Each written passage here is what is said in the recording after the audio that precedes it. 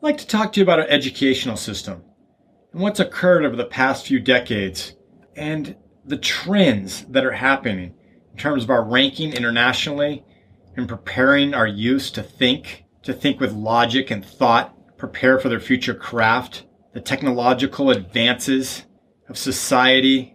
How are those going to impact the leaders of tomorrow? Are we learning about artificial intelligence, machine learning, automation?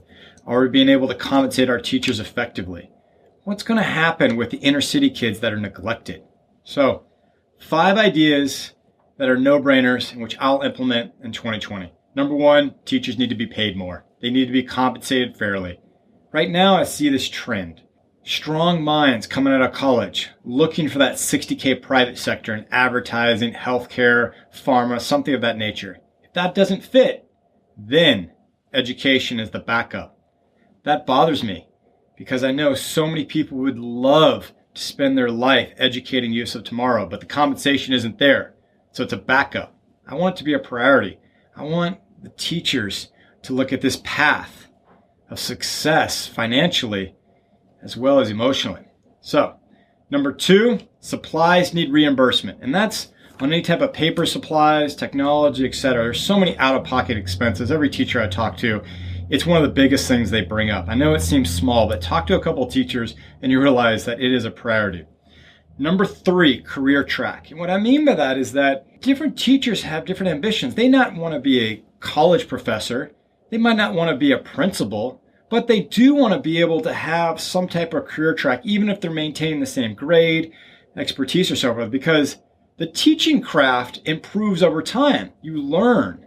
You're able to adapt. You're able to resonate with children. And I want there to be a career of that. I want someone to be able to think of it, hey, this is what happens in terms of year 10, year 20, etc.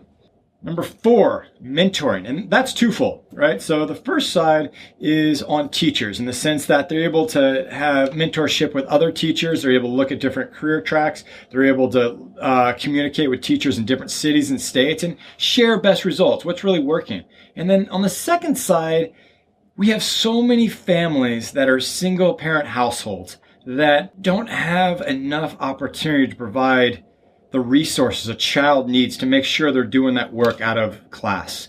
I would like to have more mentorship programs that are arranged and coordinated by teachers within a family so that maybe it's an aunt, maybe it's a grandfather, maybe it's a sister or something, in the sense that we can have better tracking on the results and the activity of our students. There's so many courses online that teach about thousands of topics. Imagine that there's another family member involved in there that might not be a direct parent, but is able to assist that child in the growth.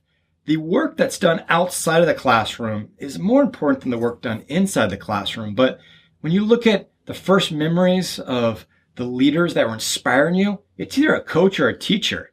And if we can be able to have more unison between the family and the school in that regard, I believe it'll be really helpful, especially in the lowest economic class where people are just striving to be able to get 1 or 2 children through a couple different grades at hard times, especially when you start getting into 9th, 10th, 11th grade where dropouts, gang life, a lot of the different results of lowest economic income class, those barriers of life, of transition, of that journey moving ahead. It's a real issue and it needs to be addressed. And lastly, this is the most important part, is implementing technology within our inner cities so that we can have STEM, entrepreneurship, healthcare, technology, collaboration, and the children should be learning about the craft of tomorrow. And like we talked about, it's artificial intelligence, automation, machine learning, and all the different things that are happening in blockchain. But more importantly, they need to start applying it at a young age. It can't just be dumped on them later in life. The early steps of learning how to think instead of regurgitate. We need to not think and train our kids about the Disney idea of how our country was created, about the Disney idea of how life works. We need to be more real with them. At an early age, we need to be training them for their craft because jobs, they're depleting. Technology is growing. And as Americans, we need to be able to anticipate the future. Hart Cunningham, 2020. God bless.